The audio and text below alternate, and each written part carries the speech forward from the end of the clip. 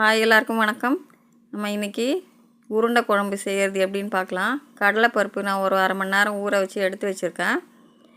அதுக்கு தேவையான பூண்டு, சோம்பு, பச்சை மிளகா, அதுக்கப்புறம் கடலைப்பருப்பு எல்லாத்தையும் மிக்ஸி ஜாரில் போட்டுட்டு குறைன்னு அரைச்சி எடுத்து வச்சுக்கிட்டேன்.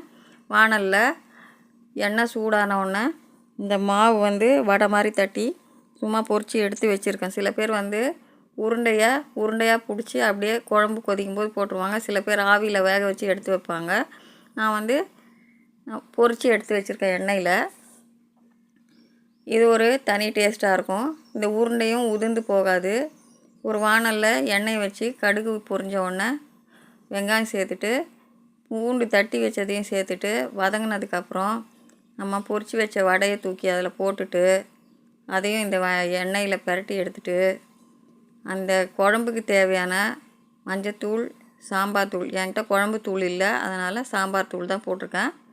போட்டு புளி கரைசலையும் அதில் ஊற்றிட்டு இந்த புளியோட பச்சை ஸ்மெல் போகிற வரைக்கும் கொதிக்க விட்டுட்டு நான் இந்த மிக்ஸி ஜாரில் நம்ம கடலைப்பருப்பு அரைச்சோம் இல்லையா, அந்த மிக்ஸி ஜாரை மட்டும் சும்மா அலசிட்டு கொஞ்சமாக தண்ணியை எடுத்து வச்சுருக்கேன்.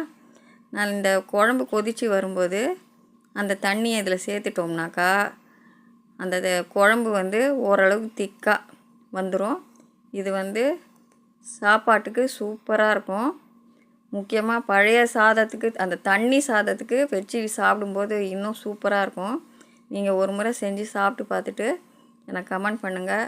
நீங்கள் செய்கிற மெத்தடையும் எப்படின்னு எனக்கு கமெண்ட் பண்ணுங்கள். இந்த வீடியோவை பிடிச்சிருந்தால் லைக் பண்ணுங்கள், ஷேர் பண்ணுங்கள்.